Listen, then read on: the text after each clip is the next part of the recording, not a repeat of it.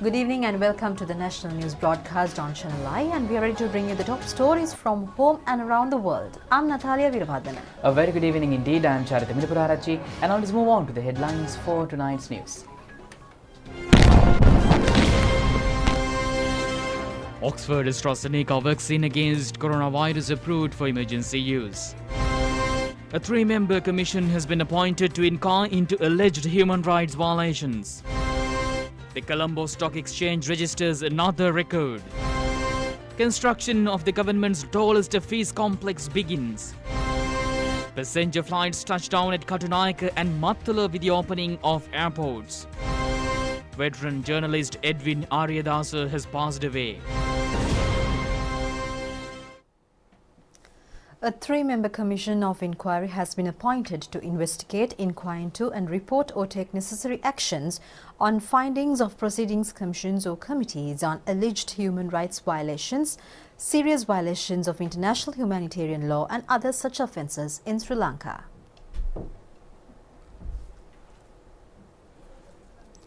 President Gotabaya Rajapaksa appointed the committee through an extraordinary gazette notification published yesterday.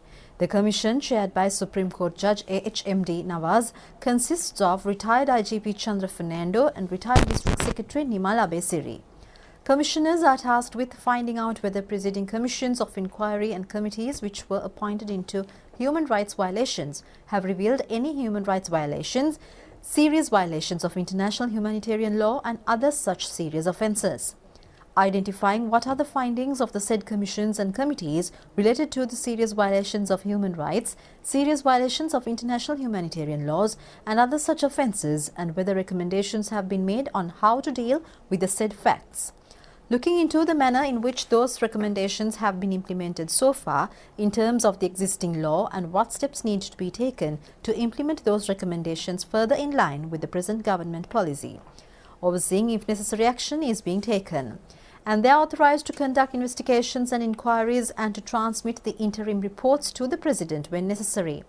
President Rajapaksa has directed the Commission to submit the final report with its investigations, inquiries and recommendations within a period of 6 months.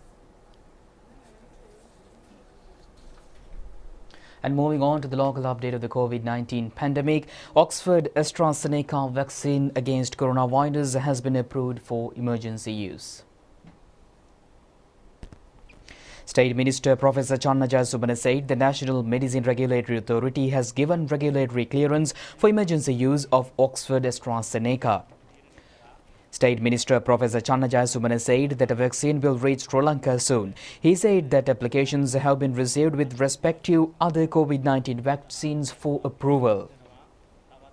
නබෝ දිනකින්ම ඒ එන්නත අපේ රට තුල භාවිතය සඳහා අපිට අවස්ථාව ලැබෙයි කියලා මේ තමයි පළවෙනි වතාව අපේ රට තුල COVID-19 රෝගය සඳහා එන්නතක් සඳහා අනුමැතිය හිමි වුණ පහුගිය සියවසකට ආසන්න කාලෙදී මුළු ලෝකෙම බැලුවොත් සෞඛ්‍ය අංශයේ වගේම විශේෂයෙන්ම ප්‍රතිශක්තිකරණය සඳහා පාවිච්චි කරන එන්නත් යොදා ගැනීමේදී අපේ රට ඉතාම ඉදිරියෙන් තිබුණු රටක්. ඒකට එක හේතුවක් තමයි අපේ රටේ නියාමන කටයුතු ඉතාම ශක්තිමත්. ඉතාම Deputy Director General of Health Services Dr. Hemant Herath said that all arrangements have been made at the respective locations today and preparations have been completed to start the trials tomorrow. He said that the Health Ministry is geared up to start the vaccination program in the country. He further said the ministry has decided to first vaccinate the health officials and frontline workers on priority basis. The number of recoveries from COVID-19 has increased to 48,617. It is a percentage of 86.17. Another 13.34% is under treatment, which includes 7,529. 118 persons under treatment at COVID-19 treatment centres in the Polonnaruwa district left today after recovering from illness. They were residents of Colombo, Gampaha, Kalutara, Mathura and Anuradhapura districts. Director of the Kegol General Hospital, Dr. Mihiri Priyangani said that 21 who were under treatment at COVID-19 treatment centre in the Kegol district left today after recovering from the virus. 13,188 have left the hospitals from the beginning of this month up to now after recovering from the virus. 633 left today after recovering from the illness. 16,108 PCR tests have been conducted yesterday. A total of 1,563,763 PCR tests have been conducted so far in the country. The validity of the vouchers of school uniforms issued last year for grade 1 students has extended up to 28th February. The Minister of Education said the decision has been taken considering closures of schools, travel restrictions and the closure of business establishments.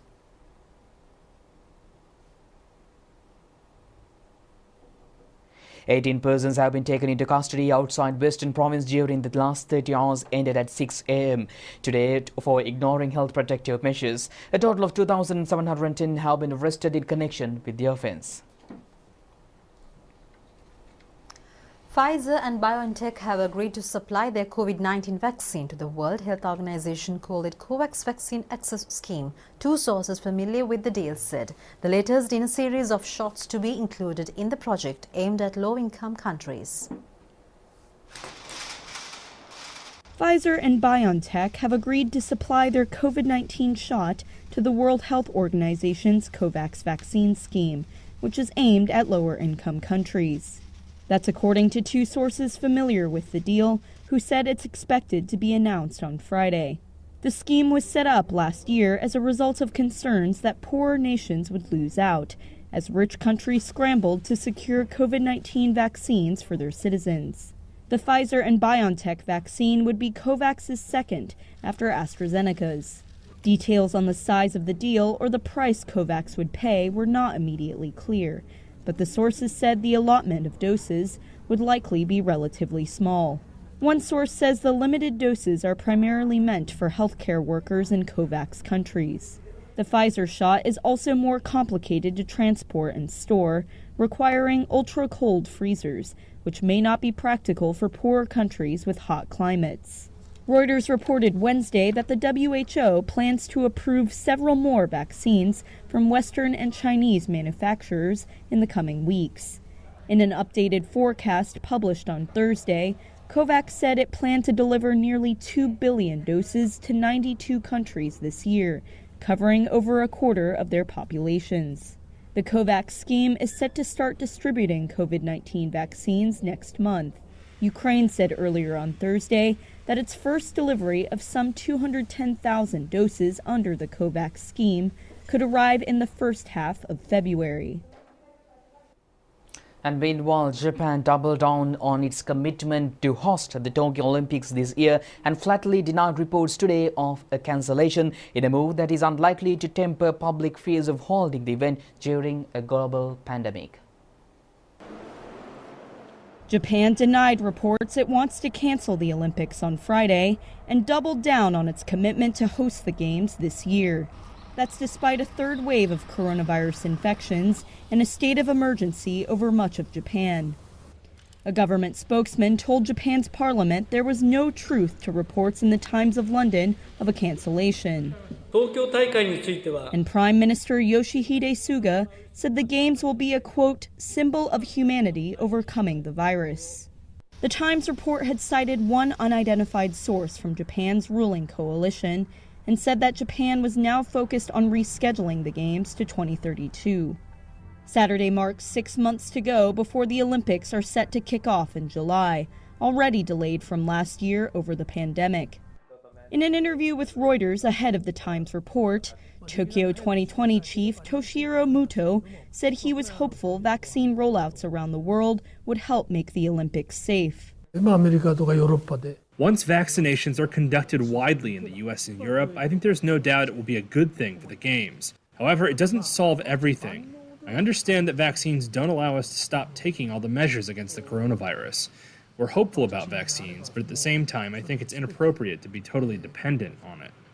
Recent polls show 80% of Japanese do not want the Games to go ahead this summer, afraid athletes arriving from overseas will help spread the virus. Coming back to other stories from home, Colombo Stock Exchange registered a new record today by exceeding the highest point value recorded in its history yesterday. The benchmark all-share price index sets a new record for the points gained within a day, gaining 332 points to close at 8,463.43.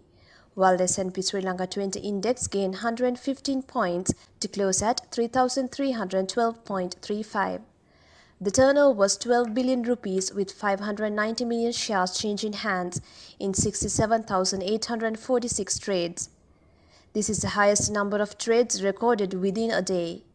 The market capitalization at the end of the day was 3,699 billion rupees. This is Imesha Fernando from the Colombo Stock Exchange. And with the opening of airports, 500 passengers arrived in the country from Bantala and Kattanayake international airports last night and today. This group includes foreign tourists, journalists and Sri Lankans employed overseas. 350 passengers have arrived at Kattanayake Airport from Bahrain, Doha, Qatar, Japan, Netherlands and Germany. 315 Sri Lankans are among them. All of them were taken to quarantine centres according to the health guidelines.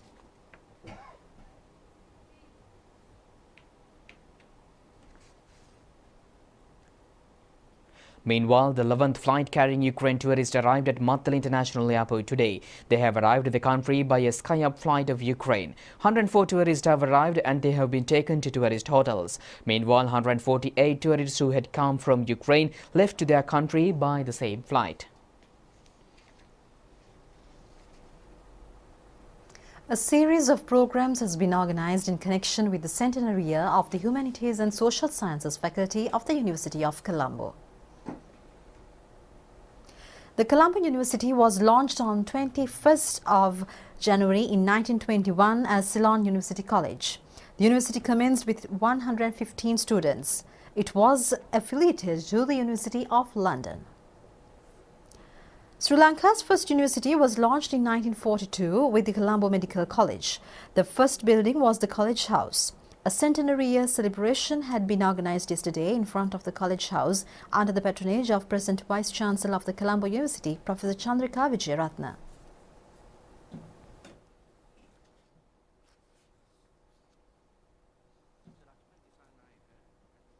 It has always been a pioneer in recognizing the potential of individuals and assisting them in transforming their skills and talents into something profound. Completion of 100 successful years in excellence is a worthy event to celebrate. It is also an occasion to reflect on achievements, review lessons learned and make necessary changes to suit the present-day educational requirements. The quest to achieve development in the country lies heavily on the foundation of her education. Universities of Sri Lanka can contribute greatly in this regard, but by finding innovative ways to impart the latest knowledge and technological know-how to our student community. We need a smart workforce who can face the challenges of the 21st century if we are to accelerate development. I have great hopes that the alumni of this renowned institution will strategize, preparing our next generations to thrive in the digital era successfully. Challenges in the modern world cannot be overcome by the technical and academic knowledge. Those require a balanced approach and the right attitude. I am confident that this prestigious institution will give that precise guidance to our young scholars. I wish to commend the University of Colombo for the great service rendered to our mother. It is our intention in the course of this year 2021 to restructure the entire system in order to address a fundamental problem. This is a rather critical mismatch between the education that we provide in our universities and other educational institutions on the one hand, and the availability of employment, livelihoods on the other. There is regrettably a gap in this regard, and it should be a collective endeavor to address this problem. We are also revisiting our curricula, the substance of our curricula, the methods of teaching in such a way as to serve better the public of our country. As you know, our present higher education system has many landmarks. Perhaps the most important one is the establishment of the Ceylon University College in 1921. Even though Colombo Medical School, Vidyodaya and Vidyalankar Pirivens, Ceylon Law College and Ceylon Technical College were established before that, Ceylon University College was the first ever institution that was empowered to award degrees in this country. One of the thrills of higher education around the world is the amount of invention that is underway. While universities are certainly filled with tradition, they are also institutions that change from generation to generation, with new fields of knowledge and continuously adapting to the changing demands of society. In our time, one of the greatest challenges is sustainable development. How to combine economic development with social justice and environmental sustainability. In this effort, universities play an integral role in ensuring that the scholars of tomorrow and the world at large facilitates a society that is set to meet its present needs, without compromising the needs of future generations or the health of the planet. Sustainable development is a holistic concept involving economics, social justice, and environmental management. It therefore must be taught, researched, and promoted in a holistic manner, cutting across intellectual disciplines, faculties, and departments, and even methods. In order to meaningfully contribute to sustainable development, we need scientific knowledge. We need applied technical knowledge like engineering, agronomy, and public health. We need policy sciences like economics and politics, and the human sciences like psychology, ethics, and the humanities. Therefore, universities can and should play a role in high-level policy, advising, and analysis. Our university remains a jewel in the crown of Sri Lanka's higher educational landscape and is the only metropolitan university. The two epic faculties of arts and science have blossomed into many related fields of study, with some which have created new faculties, institutes, and pioneering, particularly the pioneering School of Computing. I congratulate the two mother faculties for having blossomed into vibrant scholarly environments and for sustaining best practices. Both together currently offer over 40 undergraduate honors programs and many postgraduate study courses that are widely pursued and highly acclaimed. The research ethos is multifaceted and of high quality, with exceptional outputs and outcomes, with an international outreach and increasing commitment to technology transfer and commercialization. Meanwhile, an Indian High Commission spokesman says that the Indian government authorities are working with Sri Lanka for the early delivery of COVID-19 vaccines, and the spokesman said that the Sri Lankan government conveyed that the emergency use approval for Covishield vaccines has been granted. And the constructions of the third multi-purpose office complex of the Seth Siripai launched today. It is the tallest government office complex with the biggest investment. The new office complex is being established at Sri Javardhanapur administrative area. Constructions of the third Seth Siripai multi-purpose office complex is being built on the instructions of President Gotabaya Rajapaksa and Prime Minister Mahinda Rajapaksa according to Vistas of Prosperity Manifesto. 16.7 billion rupees will be spent on the building, consisting of 25 floors and covering 1.37 acre feet. It will provide modern facilities, offices to state and semi-government officers. The Urban Development Authority funds the constructions and owns the building. The new administrative complex will be consisted of banks, restaurants, meeting halls, parking areas, and a fitness center. The constructions are scheduled to be completed within 3.5 years. State Minister Susil Premajantha, Secretary to the Ministry of Urban Development and Housing Suranibala Pereira, Chairman of the Urban Development Authority Harshan De Silva, and a group of people were present on this occasion. Veteran journalist Kalakirti Dr. Edwin Aryadasa passed away today at the age of 99 years.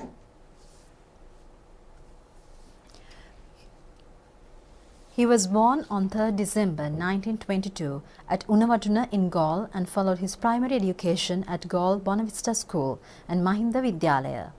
Late Mr. Aryadasa obtained degrees on Sinhala and English languages in 1945 from the Colombo University, which was known then as University of Ceylon.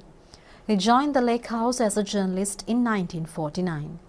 He worked at the editorial board of Daily News, Sunday Observer, Silumina and Janata newspapers and later became the chief editor of Navayuga Science newspaper.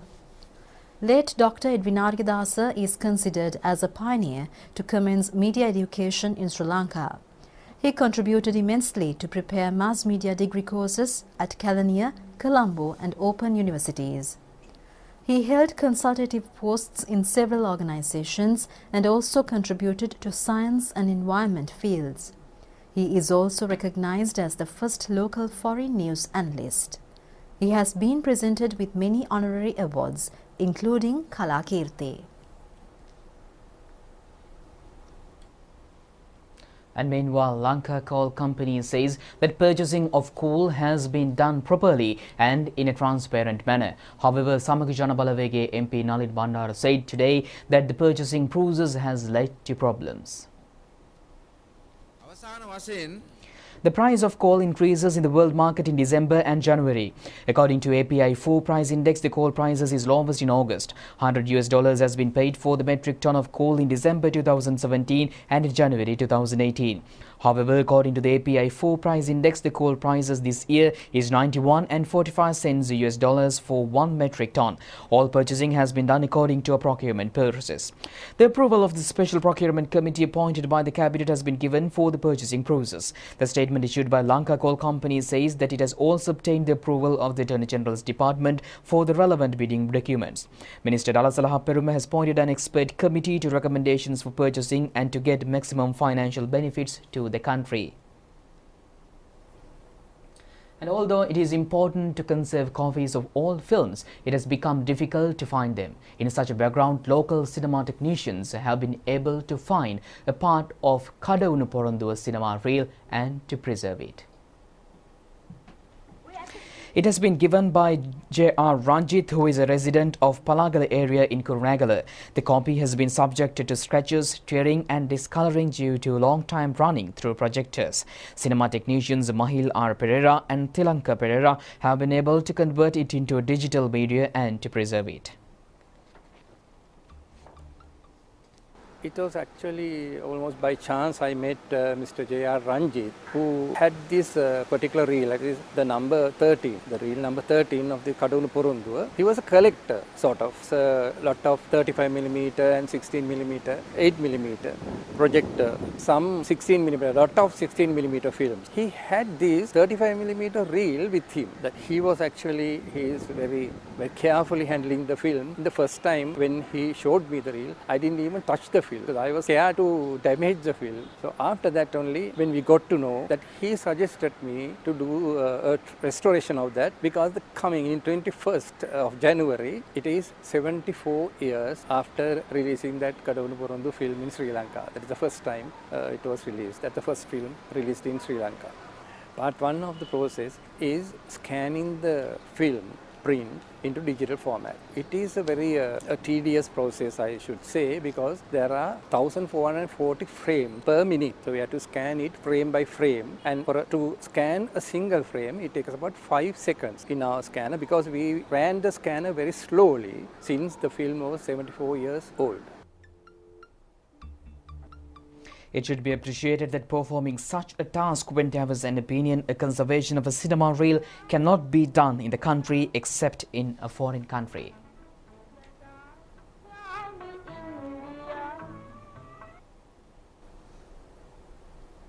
And with that, we conclude tonight's news. Do it tomorrow at the very same time. Stay safe. Good night. Good night.